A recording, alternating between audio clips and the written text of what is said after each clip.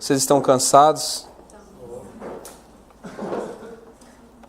Vocês estão cansados? Vocês estão cansados? Vocês estão prontos, crianças? Eu não ouvi direito.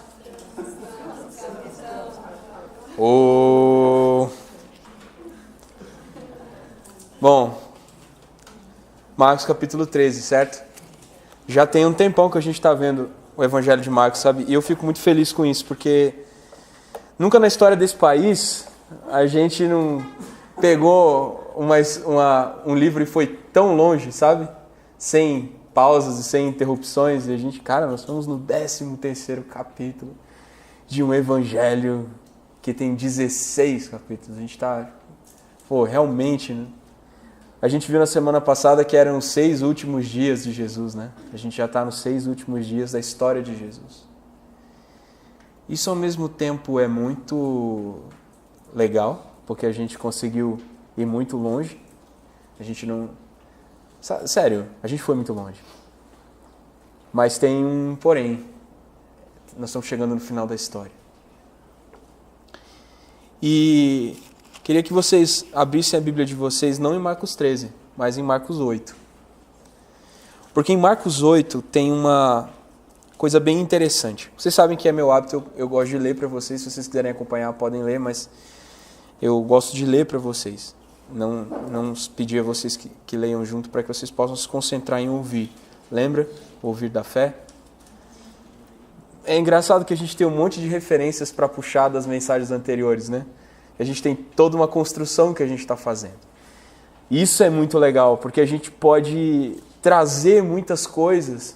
É uma mentalidade que está sendo construída. A gente está sendo edificado numa mente que pensa... Uma parte da nossa mente, uma mente que pensa Cristo, mas uma parte da nossa mente está sendo formado com o Cristo que a gente vê no Evangelho de Marcos. Eu acho isso muito legal. Jesus ele tem um caráter muito complexo, não é? E para mostrar o caráter complexo do homem Jesus, foi preciso 4 autores diferentes, de 4 naturezas diferentes, 4 instintos diferentes, 4 origens diferentes, classes sociais diferentes, falando desse mesmo homem. E mesmo assim, a gente ainda não consegue descrever e nem compreender tudo que há para se compreender a respeito do caráter de Jesus. O caráter de Jesus é realmente muito complexo e muito completo. Marcos, como a gente viu, eu estou fazendo uma retrospectiva, um callback, alguma coisa do tipo. Nos episódios anteriores do Evangelho de Marcos, nós vimos que Marcos diz respeito a Jesus como aquele que veio inverter a perspectiva que se tinha do Messias. Porque todo mundo esperava que ele viesse poderosão e mandão e chefão e supremo, o Senhor caiu, mas ele veio um servo. Ele se fez o servo de todos os homens. E quando ele foi fazer a sua entrada triunfal, a gente viu umas semanas atrás, né?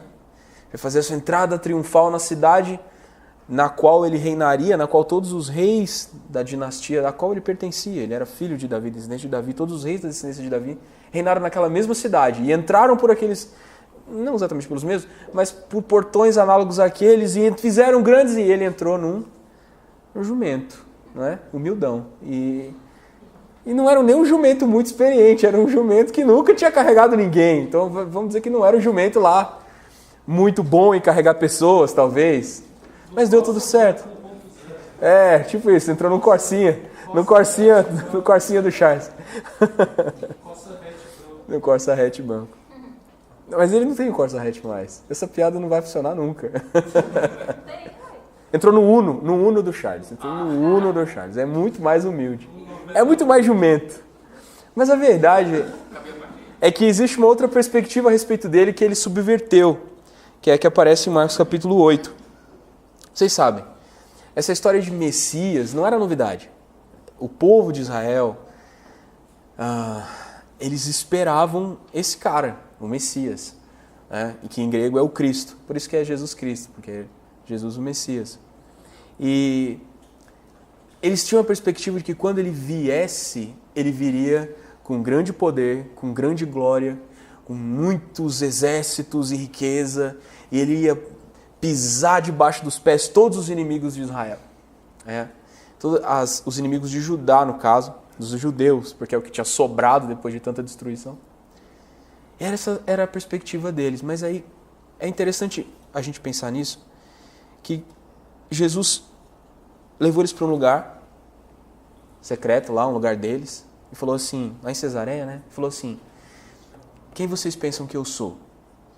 Aí um deles, que era o sabidão, ou que provavelmente era o que respondia mais rápido, né? Que ele não tinha muita vergonha de falar as coisas, mesmo se falasse errado ele ia tentar. O que ele falou? Tu és o Cristo, o Filho do Deus vivo. Aí ele falou, é isso aí, né? É isso aí, tá? Sou obrigado a concordar com o palestrinha, né? A questão é que eles devem ter ficado muito felizes. Deve ter sido um momento de muita comemoração, assim. Ele falou, estava desconfiado, ninguém... Estava desconfiado, ele abriu o olho de um cego de nascença, ninguém mais pode fazer isso. Quem mais? É ele. E eles, Jesus, finalmente é o Messias, agora a gente vai pegar aqueles romanos, nós vamos fazer eles comer o pão que o Satã amassou.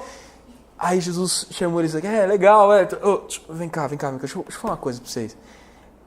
Tem uma parte da profecia que vocês ignoraram por completo, que todo mundo tem ignorado por completo. Eu preciso morrer. Deve ter dado uma bad na hora, mas deve ter dado uma down na galera. Imagina, é ele, finalmente o técnico que vai conduzir a seleção da Judéia ao campeonato, Champions League. E não rolou, velho. Não rolou porque ele disse que ele ia morrer. O técnico vai morrer. Antes da Copa. Aí Pedro respondeu o quê? Não, Senhor, não é você. Não, isso não vai acontecer, não. O que é isso? Que brincadeira. Senhor jocoso, engraçadão. Aí ele falou, não, eu estou falando sério. E você é meu inimigo. Se você não concorda com isso, você tenta se opor a mim. Você é Satanás, você é meu adversário.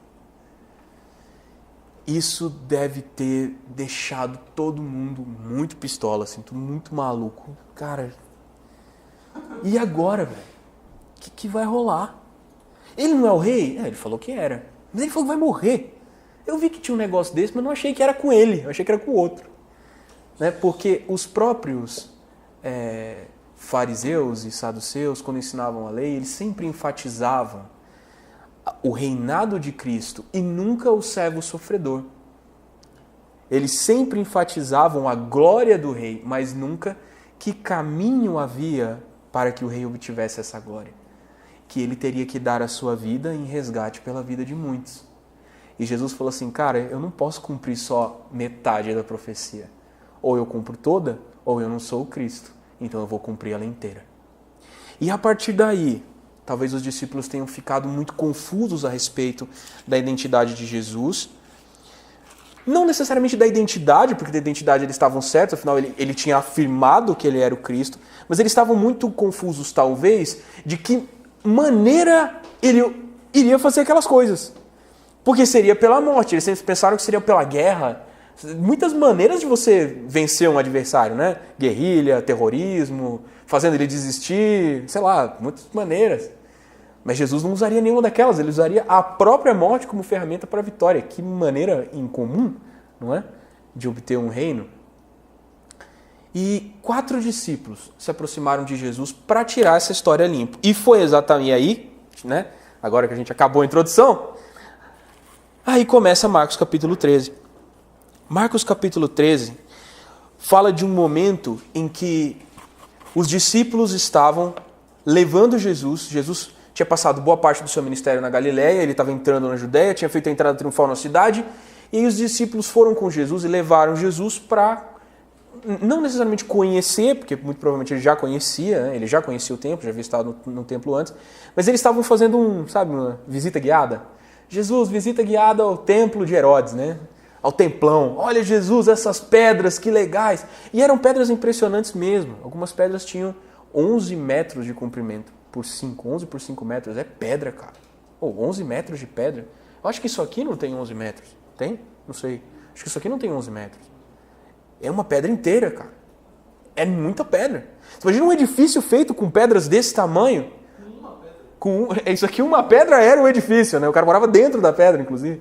Não era. Mas era uma construção muito impressionante. Aí Jesus olha para aquilo. Agora nós estamos no versículo 2, né? 13:1. Eles falam assim: Jesus saía do templo, um dos seus discípulos disse: Mestre, olhe que construções magníficas, que pedras impressionantes do templo de Herodes. E de fato, eram pedras impressionantes. Jesus respondeu: tá vendo essas grandes construções? Elas serão completamente destruídas e não vai ficar pedra sobre pedra. Cara, mover uma pedra de 11 por 5 para não ficar uma em cima da outra, haja terremoto, haja maremoto, haja dragão, haja ciclope, sei lá, uma coisa muito grande, cara. Tem que ser um cataclisma, não é? Para deixar uma pedra desse tamanho não empilhar uma na outra. E o que ele falou foi o seguinte: olha, eu vou destruir. Eu, no caso, não. Em outra passagem ele fala: eu destruo esse templo, em 3 dias eu reconstruo. Mas não é disso que ele está falando. Ele falou: olha, desse templo aqui que vocês estão vendo, não vai ficar pedra sobre pedra. Esse templo não vai ter uma pedra em cima da outra daqui a um pouco de tempo. Isso deve ter, outra vez, subvertido o pensamento dos discípulos. Por quê? Porque desde que eles foram exilados na Babilônia, qual foi o motivo para que Deus exilasse os judeus na Babilônia? Foi a idolatria, não foi? As coisas que mais Deus batia no Antigo Testamento, os profetas, vocês abandonaram Deus, estão adorando ídolos, só que aqueles que adoram os ídolos tornam semelhantes a eles. Uma vez que eles foram para a Babilônia e tiveram contato com a idolatria fora da sua terra, eles ficaram com nojo da idolatria e nunca mais, na história dos judeus, eles se prostraram diante de uma imagem. Que nem a gente, né? A gente não se prostra mais diante de imagens. Mas eles adquiriram uma espécie de outra idolatria. Não sei se posso dizer que é uma idolatria, mas vamos entender que tinha mais ou menos a mesma origem. O ídolo deles era o templo. Tudo para eles era o templo. Aquele templo era magnífico, aquele templo era... E eles pensavam o seguinte: se o rei vem, ele vai usar esse templo, ele precisa desse templo, ele precisa dessa cidade, esse é o templo dele. E Jesus falou o seguinte: eu vou destruir o templo que vocês acham que é meu. Vocês estão percebendo como que Jesus estava toda hora invertendo a matriz de pensamento? Toda hora ele estava falando: não é assim, não é isso, eu não sou o que vocês pensam que eu sou. É daí que vem a primeira das advertências que a gente postou no Instagram. Não se engane a respeito de Jesus. Vocês lembram? Aquelas frases, @EncontroCai, se você ainda não seguiu o nosso Instagram, alguns spoilers e alguns, como é que eu vou dizer, preparativos para a mensagem são apresentados lá. Então, esse é a primeira advertência. E agora vai fazer muito sentido. Porque todo mundo ficou com dúvida, mas ninguém teve coragem de chegar perto de Jesus. Todo mundo deve ter ficado meio sobressaltado. Mas aí 4 caras, os mesmos de sempre, né? Pedro, Tiago e João, mais o caçulinha, que era o André, chamaram Jesus à parte e falaram o seguinte: diga-nos, quando isso tudo vai acontecer? Versículo 4. Que sinais indicarão que essas coisas estão prestes a se cumprir? Que coisas?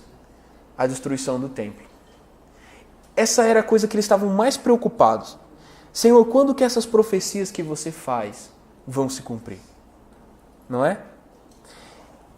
Falar de profecia e falar de quando que vai se cumprir é falar de uma palavra que as pessoas têm muito medo, que é apocalipse. É escatologia. O frango escatológico. As pessoas têm muito receio da escatologia, né? Falar da volta de Jesus, falar dos dias finais, o pessoal fica meio, né? É um assunto que eu não gosto de falar. E que a maior parte da igreja tem se eximido de falar, tem se afastado de falar. Sabe por quê? Primeiro porque é uma parte da Escritura que exige muito estudo, muita interpretação e que é aberta para diversas maneiras de ver. Não que existam diversas verdades, há só uma, mas talvez a gente ainda não tenha conseguido entender qual é. Por isso, escatologia é uma coisa que você sempre tem que ser muito humilde quando você fala. Se vai falar de escatologia, seja humilde, humildão. Fala assim, ó, eu entendo assim, mas pode ser que não seja, certo? Mesmo homens muito versados na Escritura têm por hábito ser humildes quando falam dos tempos finais. E isso é muito saudável. Na verdade, é muito saudável falar de maneira humilde de toda a Escritura, né? Porque Deus é Deus e não nós. Então Ele tem a compreensão total das coisas e nós ainda vemos como por espelho, né? Talvez nós ainda não conhecemos como somos conhecidos por Ele. Mas a verdade é que esse assunto é importante. Sabe por que esse assunto é importante? Porque faz sentido viver uma vida cristã que se resume a essa vida? A esperança da nossa vida cristã não está em fazer esse mundo melhor. Se você acha que você vai fazer esse mundo melhor por meio de uma vida cristã, você está equivocado. Você pode fazer o seu entorno melhor, as pessoas em volta de você mais felizes. Você pode apresentar o Evangelho aos pecadores para que o Senhor os salve. Você pode ser luz nas trevas, mas o mundo você não vai mudar. Não tenha a perspectiva de que a igreja é responsável por mudar o mundo. Ela não é. Ela é responsável por ser um testemunho numa era de trevas e, por fim, com o seu testemunho, condenar esta geração. Nós estamos na terra para pregar o Evangelho e dar testemunho de que Cristo se deu pelos pecadores. Todo aquele que nele crê é salvo, mas todo que não crê é condenado. Essa é uma noite de libertação. Você está sendo liberado do fardo de mudar o mundo. Fala assim, eu não preciso mudar o mundo. A igreja não tem a obrigação de viver para sempre lutando contra um mundo para que ele seja mudado. Ela não tem essa obrigação. A igreja tem a obrigação de ser o testemunho da vida e da obra de Cristo, para que o mundo creia, para que as pessoas escolhidas por Deus creiam, para que o Senhor toque o coração das pessoas e elas creiam. Mas aquelas que não creem, elas são julgadas pela própria incredulidade. E o que os discípulos temiam aqui talvez era ser incrédulos. Você falou, Jesus, a gente não entendeu, explica pra gente. E eu gosto muito da escatologia de Marcos. Ou seja, eu gosto muito da maneira como Marcos fala. Na verdade, eu sou apaixonado pelo Evangelho de Marcos inteiro, isso não é segredo, vocês sabem disso. Mas eu gosto muito da maneira como Jesus apresenta o tempo final no Evangelho de Marcos. Porque ele é prático. Ó, isso e aquilo. Como que ele começa? Diga-nos quando tudo isso vai acontecer, que sinais indicarão que essas coisas estão prestes a se cumprir. Os judeus estavam acostumados com uma escatologia baseada em sinais. Porque Daniel é um livro escatológico e os outros profetas têm muitos aspectos de escatologia, muitos aspectos de estudo das coisas do tempo final, de profecia do tempo final. E sempre tem sinal. O sol escurece, a lua fica vermelha, os montes são abalados, tem sempre um monte de coisa para ver, não é? É sempre aquela profecia apocalíptica, né? Tipo o filme 2012, que a terra começa a rachar e tal. Mas Jesus não dá, esses não são os sinais que Jesus dá. Os sinais que Jesus dá são muito mais sutis. Vamos ver quais são? Primeiro que ele fala, Jesus respondeu, não deixem que ninguém os engane. O primeiro sinal é que haveria um povo enganado e haveria um povo que não se deixaria corromper, que não se deixaria enganar. Pois muitos virão em meu nome, dizendo, eu sou o Cristo, e enganarão muitos. Deixa eu fazer uma pergunta para você. Você é parte de qual desses dois grupos? Do muitos ou do vocês? Percebe que aqui é uma distinção? Vocês, Jesus está falando dos seus discípulos, dos que estão próximos, daqueles que vão a Ele perguntando, Senhor, quais são os sinais da tua vinda? Aqueles que estão interessados em compreender. Peraí, você disse que vai morrer, mas a gente sabe que você vai ser rei. Como que você vai ser rei através da morte? Se você vai ser rei através da morte, você vem. Quais são os sinais de que essas coisas vão acontecer? Nos diz, aqueles que têm esse interesse, eles têm interesse em conhecer Jesus. Percebem como tudo faz sentido? A gente acabou de falar de Marcos 8, acabou de falar de Marcos 9, a gente acabou de falar de Marcos 12, de conhecer Jesus. Tudo está se encaixando, percebe? É um entendimento completo. E o que ele diz é, me conheçam. Não deixe que ninguém engane vocês. E vocês ouvirão falar de guerras e ameaças de guerra, mas não entrem em pânico. Cara, a gente está falando do tempo do fim, a gente está falando do fim do mundo, a gente está falando de quando a bagaça vai queimar, que tudo vai dar errado, vai dar ruim geral. E Jesus, a primeira coisa que ele fala, cara, não entre em pânico. Escatologia é sobre esperança. Falar do tempo final é sobre esperança. É sobre não ter medo. Quando você conhece Jesus, quando você não se deixa enganar a respeito dele, você é alguém cheio de esperança. Não, cara, vou falar uma coisa pra você, mas para a galera mais tem medo é a tal da marca da besta, né? Tipo, vai ser um chip, vai botar um carimbo, é uma tatuagem, o que é? Não sei. Não importa. Quer dizer, importa, mas não importa tanto assim. O objetivo principal da sua vida não deve ser fugir do diabo, mas deve ser conhecer Jesus. Muda o foco da sua espiritualidade de fugir para aproximar. Muda o foco da maneira como você vive a sua vida com Deus de evitar o pecado e se preocupa mais em ganhar a Cristo. Se preocupa mais em conhecer Jesus e não se deixar enganar por Ele. Porque uma vez que Jesus é conhecido seu e você conhece a Ele, o pecado foge de você e você consegue vencer o pecado. Mas é não se enganar que faz você inabalável. Vamos ver isso mais para frente com mais detalhes. Vocês ouvirão falar de guerras, ameaças de guerra, não entre em pânico. Sim, é necessário que essas coisas ocorram, mas ainda não será o fim. O fim de todas as coisas não se dá na guerra e nem na ameaça de guerra. Então, se começar a Terceira Guerra Mundial e o Trump jogar um míssil na Coreia do Norte, ou a Coreia do Norte jogar um míssil no Japão, ainda não é o fim. Se o Kim Jong-un ficar maluco e decidir explodir tudo que ele tem lá ou não tem, ou que diz ter, se o Irã e o Iraque começarem a jogar armas químicas, se Israel decidir que vai marchar em cima do Egito, cara, não é o fim. Nós vamos ouvir falar de guerras, elas são necessárias. Nós vamos ouvir falar dos rumores de guerra, eles são necessários. Mas o fim não é a guerra. Uma nação guerreará contra a outra. Está acontecendo. E um reino contra o outro. Haverá terremotos em vários lugares e também fome. Tudo isso, porém, será apenas o começo das dores de parto. O que Jesus está falando é que a natureza e os homens serão levados a um limite. O que é a dor de parto da mulher? Eu não consigo saber o que é a dor de parto da mulher, porque eu não terei um filho. Jamais. A anatomia, né, me proíbe. A natureza não me concedeu essa graça. Mas, contudo, entretanto, todavia, dois pontos, eu tenho 2 filhos nascidos da minha esposa. E vou falar. Criá-los não é fácil e trazê-los ao mundo não foi fácil para ela. Em alguns momentos eu quis trocar de lugar e não é possível. Mas a dor do parto quer dizer que algo está vindo pro mundo, não é? E as dores do parto são o ápice de todo um processo. Você está entendendo? A gestação é um processo de formação de uma criança. Quando está na dor do parto, quer dizer, bichão, tá vindo aí. Tá arrebentando, bichão tá vindo, ó o bichão vindo.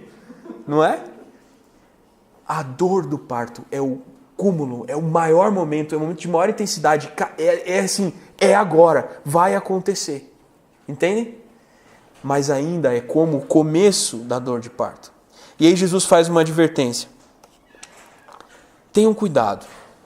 Vocês serão entregues aos tribunais e açoitados nas sinagogas.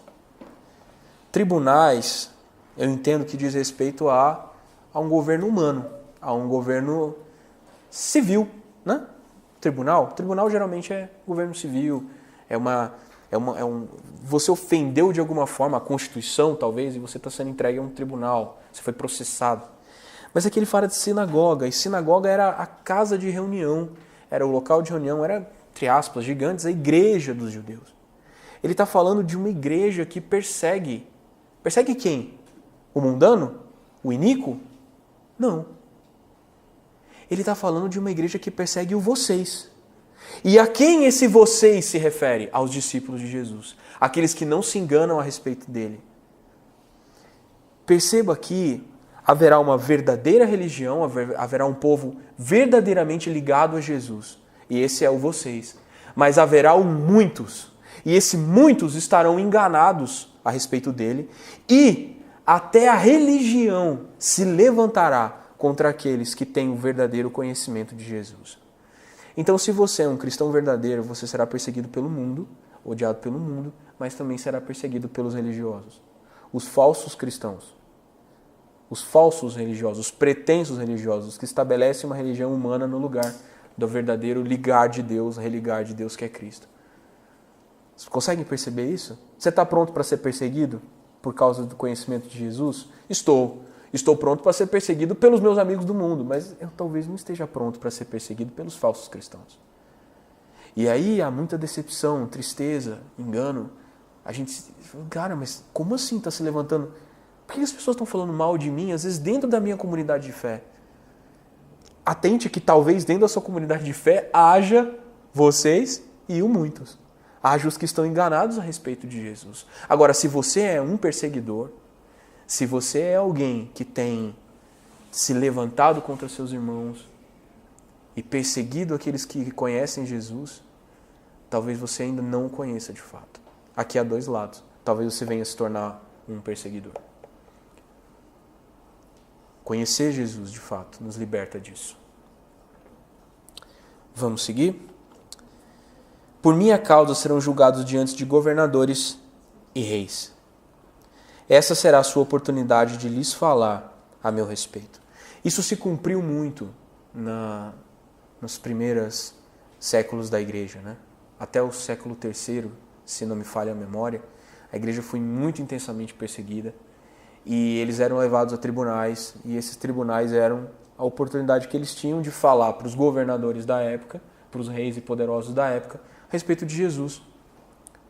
Paulo fez isso, né? Onde vai ler em Atos, tem o cumprimento dessa profecia de Jesus. Paulo falou diante de Agripa, de Festo, Paulo falou em diversos tribunais, ele apelou para César, ele foi gradando os círculos do poder em Roma até ser martirizado. Mas ele teve diversas oportunidades de, nesse processo, apresentar Cristo e o Evangelho para uma série de pessoas poderosas, que não iriam à Galiléia ouvir o Nazareno falar, não é? Você imagina o imperador romano indo para Galiléia ouvir o Cristo falar? Não, ele não ia fazer isso. Mas o cara que causou uma perturbação na cidade, quem é esse aí? Eu quero ouvir esse cara. Como é que ele fez tanta bagunça? Sendo um só, fez tanta bagunça. Percebe como o Evangelho encontrou maneiras de, na perseguição, ser vitorioso? Aqui Jesus está demonstrando que, mesmo na perseguição, o Evangelho triunfa. É necessário, primeiro, que as boas novas sejam anunciadas a todas as nações. Então, nós, como aqueles que testemunham, precisamos tornar o nosso testemunho forte o bastante e eficaz o bastante para que diversas nações nos ouçam. Quando eu falo de nações aqui, nação na Bíblia não tem só conotação de país, né? A gente hoje está meio influenciado pela ideia de país, mas nação e país são coisas diferentes. Nação é um povo que tem uma mesma filiação, que tem uma mesma ascendência, não é? Então, dentro de um mesmo país pode haver diversas nações, certo? O Brasil tem diversas nações, né? Tem nações indígenas no Brasil, tem as nações, sei lá, de imigrantes e tal, tem diversas comunidades. Aqui no Brasil nós temos diversas nações para evangelizar, então não pense que você precise ir para muito longe, embora ir para longe seja desejável em muitos casos. Quando forem presos e julgados, não se preocupem com o que dirão. Falem apenas o que lhes foi concedido naquele momento, pois não serão vocês que falarão, mas o Espírito Santo. Em outras versões da Bíblia ele fala de testemunhar a meu respeito. Não é? Vocês já leram essa passagem na RA, por exemplo? Ele fala de servir de testemunhas. E muita gente interpreta errado esse versículo, falando que você não deve estudar a Bíblia, que você não deve se preocupar muito com compreender a palavra, porque na hora que chegar a hora de pregar, o Espírito Santo vai vir em cima de você, vai te dar um rebuliço no interior e você vai começar a falar. Cara, mas testemunhar não é isso. Você não pode testemunhar de algo que você não viu, porque testemunha tem duas conotações. Primeiro, testemunha é quem testemunhou, ou seja, quem viu algo, E segundo, testemunha é quem fala, ou seja, ele está dando testemunho daquilo que ele viu. Mas se você não viu nada, você não pode testemunhar nada. Então o Espírito Santo não fará você falar de algo que você não viu. Se você não conhece Jesus, o Espírito não tem o que queimar no seu interior. A gente ora muito para que o Senhor incendeie o nosso coração, nos faça ter um coração apaixonado, né? De brilhar como uma luz intensa, uma tocha acesa no mundo de trevas. Sim, essa oração é saudável, é necessária, mas se você não dá ao Espírito o que queimar, se você não lê a palavra, não tem uma vida de comunhão com Deus, o que vai brilhar de você? Se você não vê, você não pode testemunhar. O que o Espírito Santo nos concede é a ousadia de testemunhar a respeito daquilo que nós vimos. Ele falará por meio de nós, porque há pessoas muito tímidas, muito retraídas, que quando são confrontadas com a necessidade de pregar o Evangelho, de testemunhar de Jesus, eles se tornam gigantes. Não é? Quantos pregadores que nós conhecemos têm uma natureza retraída, mas quando você cutuca o cara, ele vira um leão. Por quê? O Espírito Santo se apossa de tudo aquilo que ele viu e usa tudo aquilo que ele viu e testemunhou como testemunho. Então, não se prive de compreender as Escrituras. Não deixe de estudar a palavra, não deixe de ler, não deixe de ver Cristo na oração, espiritualmente. Não deixe de buscar o Senhor, não deixe de ir aos encontros, não deixe de ir às reuniões, não perca as oportunidades que você tem de ver o Cristo nos irmãos e na palavra. Não perca essas chances, porque você não será capaz de testemunhar de algo que você não testemunhou. Você não testemunha algo que você não testemunhou. Você não fala algo que você não viu. Então não se engane a respeito do Espírito Santo. Ele não tem o poder de fazer você falar o que você não viu. Porque isso seria contrariar a própria natureza do Senhor. Seria mentira. Seria mentira. Se você não viu, você vai falar do quê? Por isso nós enfatizamos tanto. Leiam a palavra. Se vocês querem ser de fato pessoas que testemunham e num tempo de trevas são luz, leiam a palavra. Para não ser enganados a respeito de Jesus e para ter o que testemunhar daquilo que vocês testemunharam. É engraçado que tem a mesma palavra de dois usos, né? Não tem como melhorar isso. Mas o Senhor é bom. O irmão trairá seu irmão e entregará à morte, e assim também o pai a seu próprio filho. Os filhos se rebelarão contra os pais e os matarão. Todos os odiarão por minha causa, mas quem se mantiver firme até o fim será salvo. Cara, que esperança que Jesus está dando, né? Dizendo que a treta vai ser em casa. Que você vai ter inimigos dentro da sua própria casa, mas, sabe, apesar disso estar profetizado e a gente saber que isso deve acontecer, isso vai acontecer em muitas famílias. Vamos lutar para que isso não aconteça na nossa. Vamos aprender a cuidar do nosso irmão. Vamos aprender a não deixar o nosso pai irado conosco o suficiente para nos odiar. Não é? Vamos estabelecer uma cultura de paz e de amor, e do amor cristão na nossa casa, para que o testemunho nosso seja também testemunho na nossa casa. Mas se prepare, porque pode ser que mesmo você se esforçando para ser luz, o inimigo de Deus ainda consiga usar familiares, amigos, pessoas próximas para perseguir você. E se você vier a ser odiado, mesmo que seja dos seus pais e dos seus irmãos, se você vier a ser odiado por causa de Jesus, respira fundo e glorie-se nisso. Diga, Senhor, eu estou me aproximando de você e isso está fazendo as pessoas me odiarem. Mas você vai ter que escolher ou Cristo ou o amor do mundo. Nós não somos amados pelas pessoas. Sério, quando você prega o Evangelho de maneira séria, responsável, baseado nas Escrituras, não negociando valores cristãos, não negociando com a cultura, não dialogando com a cultura a ponto de ser absorvido por ela, de viver segundo a cosmovisão desse tempo, segundo a mentalidade desse tempo, você é inimigo de todo mundo, cara. Prega o Evangelho como ele deve ser pregado. Você vai ficar uma pessoa do seu lado. Não vai. Na sua escola não vai. Na sua faculdade não vai, com certeza. Parece que há o imaginário popular, a mentalidade da população, do homem médio comum, do ser humano comum que assiste novela e série e come pipoca no cinema, ele foi invadido por uma cultura que é anticristã. E pregar o evangelho no nosso tempo é ser odiado. Se não tem ninguém que detesta você por causa do evangelho, não por causa do seu mau humor ou por causa de você ser grosseiro, mas que não detesta você por causa do evangelho, talvez haja algo errado com o seu testemunho. Reveja o seu testemunho. Veja se você não está negociando valores. Entende? Se você não está abrindo mão de conhecer a Cristo para ter amigos. A gente faz isso muitas vezes. Eu fiz isso muitas vezes na minha juventude. Hoje eu perdi todos os meus amigos, a não ser vocês. Porque chegou uma hora que a gente decidiu não negociar mais as coisas e a gente perdeu as pessoas. Somos odiados? Sim, nós somos. Mas nós somos odiados e não retribuímos isso com ódio, certo? Não é porque você é odiado pelo mundo que se o mundo precisar da sua ajuda, aquele seu amigo mundano precisar da sua ajuda, você deve ajudá-lo. Mas isso a gente já viu em outras passagens de Marcos.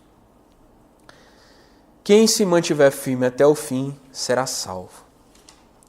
O versículo 14 é muito especial. Ele fala o seguinte: chegará o dia em que vocês verão a terrível profanação. Essa expressão é uma expressão do livro de Daniel.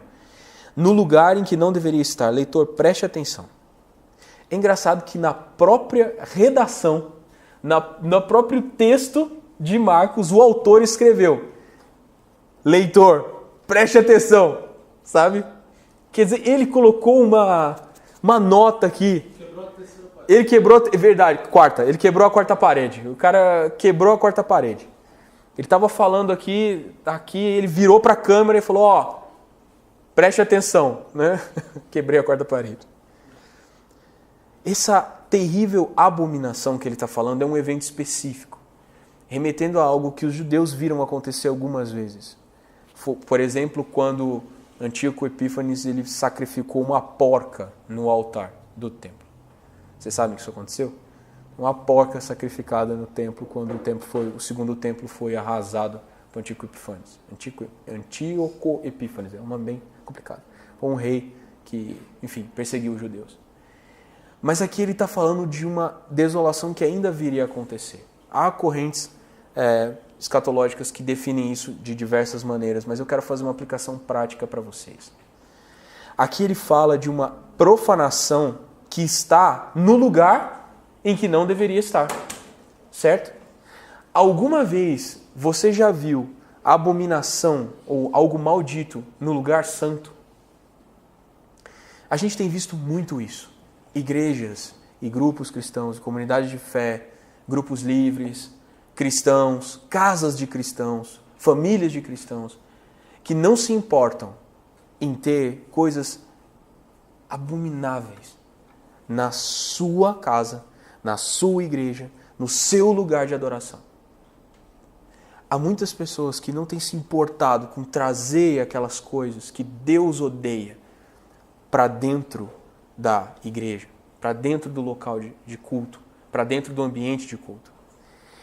Coisas que Deus despreza não são necessariamente ídolos do tipo de estátuas e essas coisas. Deus odeia a arrogância. Deus abomina o orgulho. A Escritura é cheia de referências a coisas que Deus abomina e que nós talvez não consideremos como tal. Aqui ele está falando de uma abominação no culto especificamente, uma abominação no lugar de adoração. Quando você traz o seu coração para cá, você traz ele puro ou traz cheio de abominação? Há orgulho, há arrogância, há pecados não confessados? Há algo em você que é abominação diante de Deus? É claro que o que se apresenta aqui é algo muito mais grosseiro, mas vamos trazer isso para a nossa vida. Há algum tipo de coisa abominável no meu coração que eu preciso limpar? E mais, quando você se depara com a abominação, e o versículo continua: então quem estiver na Judéia, fuja para os montes. Quando nós nos deparamos com a abominação, há um lugar para onde ir. São os montes. Os montes na Bíblia sempre foram usados como lugar de adoração, sempre foram usados como sinais de um ambiente em que você pode orar, um ambiente em que há uma pureza de atmosfera, digamos assim. Quando você se depara com aquilo que é impuro, e eu vou dizer isso, eu estou querendo aplicar isso para mim. Quando eu me deparo com algo impuro, seja num irmão, seja no culto, seja num lugar que eu vou, quando eu visito uma outra comunidade, ou mesmo aqui quando eu me deparo com algo entre nós que é abominável, para onde eu devo ir? Eu devo ir para um monte. Eu devo ir para um lugar puro. Aqui não está falando de monte físico, tá? Você não precisa ir para um monte de oração lá com as irmãs do Coque. Tudo bem, se você for vai ser legal. Mas não é necessário isso. Mas tenha um ambiente de monte. Tenha um ambiente onde você consegue ir se avistar com Deus. Para que essa abominação não alcance você. Ele fala, cara, fuja. Fuja para o monte, bicho. Quando você vir a abominação no culto, fuja para o monte. Eu queria perguntar para vocês têm um monte? Vocês têm um lugar em que vocês podem ir e fugir? Não um lugar físico, mas existe um ambiente de comunhão que você tem? Existe alguém que seja o seu monte? Alguém com quem você ora? Alguém que é seu companheiro? Alguém que te edifica? Existe um lugar? O cais tem sido esse lugar para mim. Eu me deparo com muitas abominações ao longo da minha semana. Mas eu tenho um monte.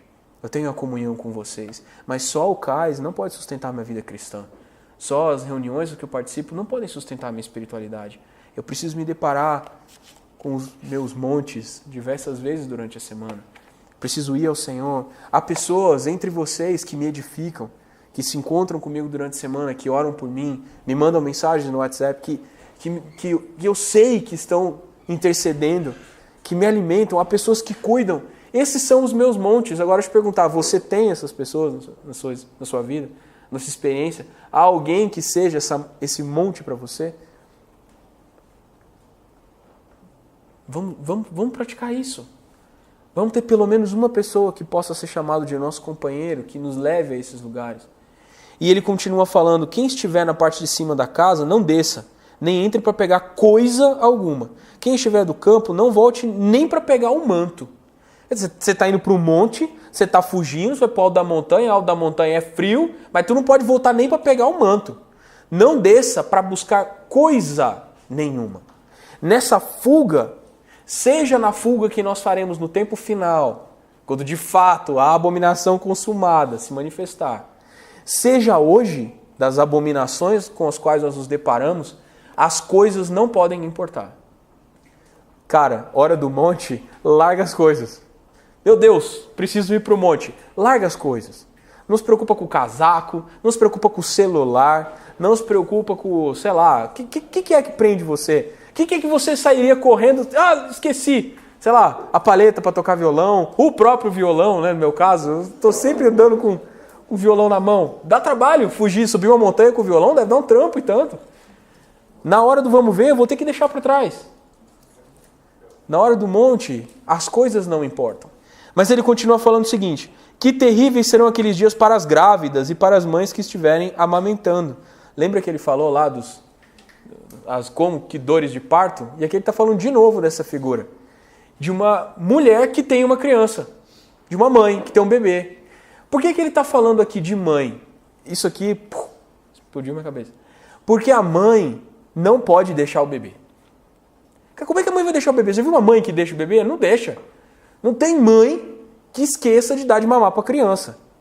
É muito raro. Tem sua mãe muito desnaturada, muito zoada da cabeça para fazer um negócio desse. Sério. Cara, minha esposa não dormia. Ela não dormia. E quando ela podia dormir, ela não fazia isso. Ela abria mão do direito de dormir, porque o sono dela virou o sono de uma coruja. Ela não conseguia. Se a minha filha se mexia na cama, ela acordava. E não era nem na nossa cama, se mexia na cama dela, que estava no cômodo do lado. Imagina no momento de perseguição deixar a criança para trás. Não vai deixar. Isso nos mostra o seguinte, as coisas a gente tem que deixar, mas as pessoas a gente não pode. Quando houver a abominação e quando houver a guerra, quando for o dia mau, cara, as coisas você larga, mas as pessoas você traz junto. E especialmente aqueles que são seus filhos, ou seja, aqueles que você se preocupa com eles, aqueles pelos quais você é responsável. Nós temos casais aqui, alguns casais aqui. Você não pode deixar a sua esposa para trás. Você não pode deixar, é sua noiva, né? Esposa, noiva, namorada?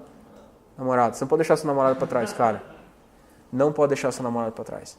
Vai ter treta, leva ela junto. Entende? Leva ela junto. Raninha, não deixa o Charles para trás. Quem mais? Ai, é muito fofo, né? Vocês aí que têm namorados e namoradas, não deixem os caras para trás. Vocês que estão prontos a se casar, não deixem, vocês são casados, muito menos. Vocês têm filhos, só eu tenho filhos, não deixe os seus filhos para trás. Você que tem irmão, não deixe seu irmão para trás, não deixe sua irmã para trás. Você pode negociar as coisas e largá-las para trás, mas as pessoas, mesmo se elas te dão trabalho. Olha para a pessoa que está do seu lado aí. É seu irmão? É sua irmã? É seu filho? Sua mãe? Você deixaria para trás? Diante da perseguição, você deixaria essa pessoa para trás? Se você deixaria, fala assim, agora eu não vou deixar mais não. Eu não vou deixar mais. Não vou deixar você para trás. E as grávidas, as grávidas não podem deixar porque está dentro delas, né? Orem para que a fuga de vocês não aconteça no inverno. O inverno é uma época de privação de alimento, privação de locomoção, né? A neve, na Judéia tinha neve, se tornava muito difícil ir para o monte, né? Porque a neve escorrega e no alto do monte onde tem mais neve. Então havia muitas dificuldades de fuga no inverno. E o Senhor fala para que nós oremos para que a nossa fuga não aconteça no inverno. Eu tenho uma teoria a respeito disso, que pode ser só uma coisa que eu estou colocando ao texto e não tirando dele.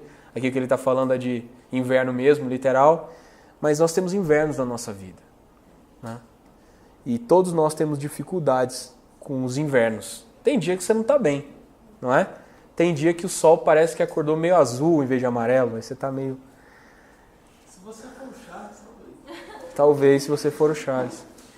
Mas eu quero dizer o seguinte, peça ao Senhor que você seja livrado de fugas no inverno. Ou seja, que nos seus momentos de fraqueza você não seja tentado. Isso nos lembra muito da oração que Jesus nos ensinou, não é? Não nos deixes cair em tentação. Às vezes não é questão de ser forte, de chão mesmo, para se livrar da abominação. Normalmente é questão de falar, Senhor, hoje eu estou no inverno, por favor, não permita que eu encontre a abominável ou o abominável da desolação da minha alma que me fará correr para o monte e eu não estou em condições. Ore para que o Senhor te dê dias bons. Ore para que o Senhor te dê verões, primaveras. Ore para que o Senhor te livre dos invernos. Amém? Nós podemos pedir isso a Ele. Ele falou, ora para que não role essa treta no inverno. Então faça isso. Pois haverá mais angústia naqueles dias que em qualquer outra ocasião, desde que Deus criou o mundo. E nunca mais haverá angústia tão grande. Cara, eu falar que se tem um tempo que tem angústia, é hoje, né? Angústia é mais que tristeza, porque eu penso o seguinte, na minha interpretação, tristeza tem causa. Você foi ferido, de alguma forma você está ferido e por isso você está triste. Mas a angústia, às vezes, ela não tem causa. Ela é como uma tristeza sem causa. Vocês estão me acompanhando? Vocês estão entendendo o que eu estou falando? Então, se há angústia nos nossos dias, é hoje. Reparem nos amigos nossos, nas pessoas que a gente convive. Eles são angustiados, cara. Nunca houve tantos suicídios, nunca houve tanta depressão, nunca houve tantas pessoas abandonando seus lares, casamentos destruídos, filhos brigados com os pais, jovens que não têm sentido na vida a não ser jogar LOL. Isso é a maior depressão possível. Não é? Como ser mais depressivo e angustiado do que o jogador de LOL? No entanto, olha, o Senhor limitou esse tempo. Olha só. De fato, se o Senhor não tivesse limitado esse tempo, ninguém sobreviveria. Parafraseando, se o Senhor não tivesse encurtado o tempo da angústia, todos nós estaríamos jogando LOL em algum momento da nossa vida. Mas por causa dos seus escolhidos, Ele limitou aqueles dias. Sabe, talvez a gente esteja vivendo esses tempos de angústia, mas saiba de uma coisa, esses tempos estão limitados. O tempo de angústia está limitado. E mais, ele foi encurtado. Ele era compridão e Deus fez o quê? Encurtou.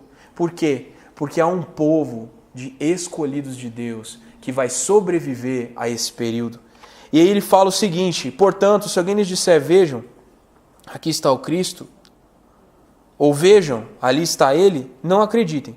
Pois falsos cristos e falsos profetas surgirão e realizarão sinais e maravilhas, a fim de enganar, se possível, até os escolhidos. Fiquem atentos, eu os avisei a esse respeito de antemão. E aqui a gente lembra de qual foi a primeira frase que eles perguntaram para Jesus, né? Que sinais haverão da sua vinda? E aí Jesus descreve uma série de sinais que diz muito mais respeito a eles, a atitude deles e a condição do mundo e a reação deles ao mundo, do que realmente sinais e prodígios, do que realmente coisas exteriores. Sol, lua, não sei o que, e o cara que cura e faz não sei o que, e o bicho que grita e o bicho cai, e o outro que joga o terno e derruba a multidão. Então, esse tanto de sinal e essas paradas, se possível, enganariam os crentes. E quantas vezes nós não somos enganados por sinais? Nós somos pessoas que acreditamos no que nós vemos. Então a gente está procurando sinais, prodígios. Aí o cara prega bem, você vai na igreja do cara que prega bem. Você deixa de ir atrás daquele cara que prega o Cristo para ir atrás daquele cara que prega um sinal e um prodígio. Você vai na igreja onde tem o louvor legal, em vez de ir no grupo dos escolhidos que cuida de você, que já viveu as aflições com você, nos montes com você, já viu muita abominação, já comeu pão seco contigo. Por quê? Porque você está atrás de sinal e prodígio. Cara, toma cuidado com o que os seus olhos oferecem para você. E aprenda que ser cristão às vezes é viver, às vezes não. Sempre é viver não pelo que vê. Porque o justo viverá por fé. E se a fé pode ser vista, ela não é fé. Compreendem?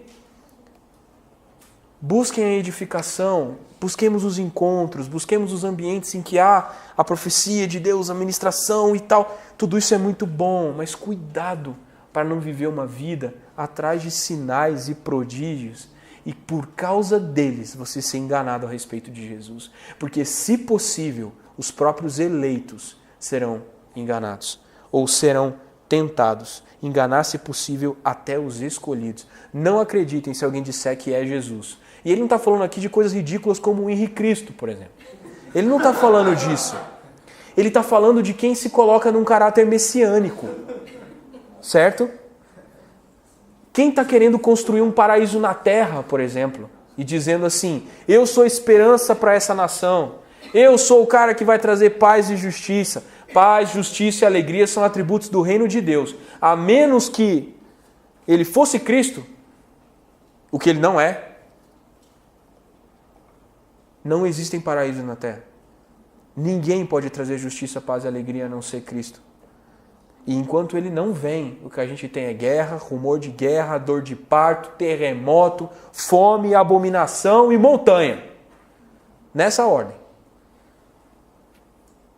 O Cristo não veio e enquanto ele não vier, tudo o que diz que é uma salvação e uma promessa é mentiroso. Salvação só em Jesus Cristo, só na palavra. Não há em outra pessoa, não há em outro lugar. E cuidado com os profetas também, que às vezes dizem que estão falando em nome de Jesus, mas apontam para uma relação mentirosa com ele. Apontam para sinais e prodígios mais do que para a verdade da Escritura, negociam seus valores e tentam se encaixar no mundo pós-moderno. Os nossos valores não podem ser negociados porque eles são eternos, certo?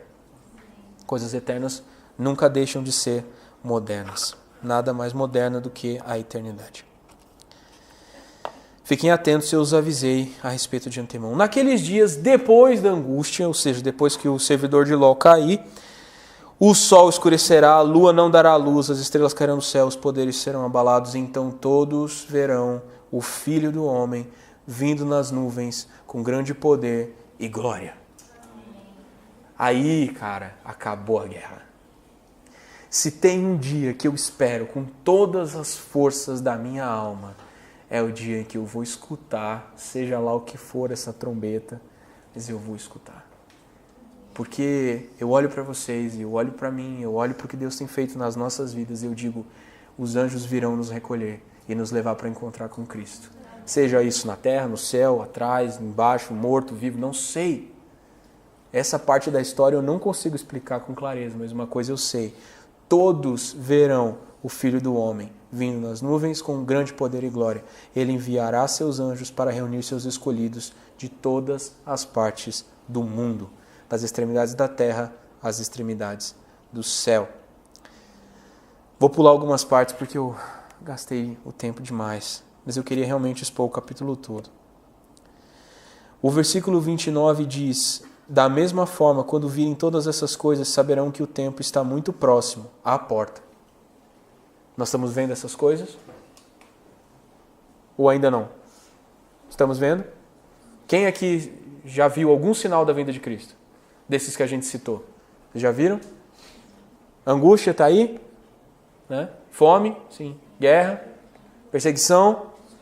Então saiba que o dia está próximo, às portas. Por isso que eu gosto tanto de cantar Isaías 9 do Rodolfo, porque ele me lembra do dia. Eu tenho muita esperança, certo? Eu lhes digo a verdade, essa geração certamente não passará até que todas essas coisas tenham acontecido. O que ele está falando aqui é que aquela geração, daquele grupo de pessoas, não morreria antes que o templo fosse destruído. Essas coisas que ele está falando é do início das dores. O início desse processo todo aconteceu com a destruição do templo em 70 depois de Cristo. Realmente não ficou pedra sobre pedra. Os romanos e os mercenários contratados por eles destruíram Jerusalém, deixaram o caco. Não dava para juntar uma pá com o pó que eles fizeram da cidade. Salgaram a terra, velho, para que não nascesse mais nada ali. Mataram homens, mulheres, crianças e ovelhas, e jumentos, porque não tinha pó, não tinha cachorro, então mataram tudo e salgaram a terra, destruíram o templo, roubaram todas as riquezas e tudo mais. Então, com essa destruição que de fato aconteceu. Mas essa destruição que aconteceu em 70 depois de Cristo, ela aponta para outra destruição que acontecerá nos tempos finais. Que a gente crê que de fato virá esse dia. Contudo, ninguém sabe o dia nem a hora que essas coisas acontecerão. Nem mesmo os anjos do céu, nem o Filho, somente o Pai sabe. Naquele momento da história que Jesus ainda estava em carne, ele não tinha acesso a toda a sabedoria do Pai. Então ele não sabia, naquele momento, em que hora ele voltaria. Ele sabia que voltaria, mas ele não sabia. Naquele momento ele não sabia. E uma vez que vocês não sabem quando virá esse tempo, vigiem. Fiquem alertas. Cara, para pensar que Jesus falou isso aqui mais de 2000 anos atrás. Naquele tempo estava próximo. Será que hoje não está próximo? Será que Deus esqueceu? Será que ele desistiu? Não. Mas se tivesse acontecido imediatamente após aqueles dias, nós, eu, a minha geração, vocês, nós não teríamos oportunidade de conhecer Jesus. Então, a cada tempo que Jesus tarda a sua vinda, mais misericordioso ele se mostra. Porque a esperança de mais escolhidos serem encontrados, não é? Então não reclame com o Senhor se ele não veio ainda. Fala, graças a Deus que você não veio, porque eu posso pregar o evangelho para mais alguém e servir de testemunho para mais alguém. Mas não pense que ele vai enrolar, não que ele está enrolando, mas não pense que ele vai ficar enrolando como nós fazemos muitas vezes. Não. Uma hora chegará o tempo, certo? E essa promessa está perto. Amém? Diga assim, está perto. Está perto. A vinda do Filho do Homem pode ser ilustrada pela história de um homem que partiu numa longa viagem. Quer dizer, Jesus está falando aqui dele mesmo. Ele foi numa longa viagem. Uma longa viagem que, inclusive, contou ali uns 2000 anos de história. Quando saiu de casa, deu instruções a cada um dos seus servos sobre o que fazer. Nós estamos no 13º capítulo de Marcos. Nós recebemos instruções aqui. Sejam sinceros e honestos comigo. Vocês receberam instruções? Os servos ouviram instruções do seu Senhor? Nós ouvimos? Tem coisas que nós temos que fazer? Se sim, essa parte ele já fez. Não é? As instruções foram dadas. O que cabe a nós? Obedecer. E disse ao porteiro que vigiasse à espera da sua volta. Vocês também devem vigiar, pois não sabem quando o dono da casa voltará, à tarde, à meia-noite, de madrugada ou ao amanhecer. Que ele não os encontre dormindo quando chegar sem aviso. Esse sem aviso é muito importante, porque ele diz que nem os sinais e os prodígios, e nem mesmo a ordem dos fatos, são testemunho suficiente, ou são eloquentes o bastante para dizer precisamente, é hoje. Ah, a Coreia do Norte bombardeou o Japão, é hoje. A China decidiu brigar com a Rússia, isso não vai acontecer, mas a China decidiu brigar com os Estados Unidos e a armada inteira da China está atravessando o Pacífico para botar São Francisco abaixo. É hoje? Não, não é. Nenhum sinal é suficiente para determinar o agora da vinda de Cristo. Portanto, vigiemos. Aí vocês me dizem o seguinte, Davi, diante de tanta catástrofe, calamidade, problema, tretas e mais, por que você diz que essa é uma palavra de esperança? Não é? Não parece incoerente dizer que é uma palavra de esperança?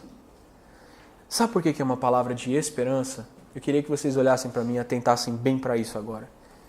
É que vocês estão entre os escolhidos que o Senhor chamou e que Ele disse que vai reunir nesse dia. Não pense que o seu coração é bom o suficiente para dizer para Deus, Deus, eu te escolho. O seu coração é mau e desesperadamente corrupto. Quem escolheu você foi Deus.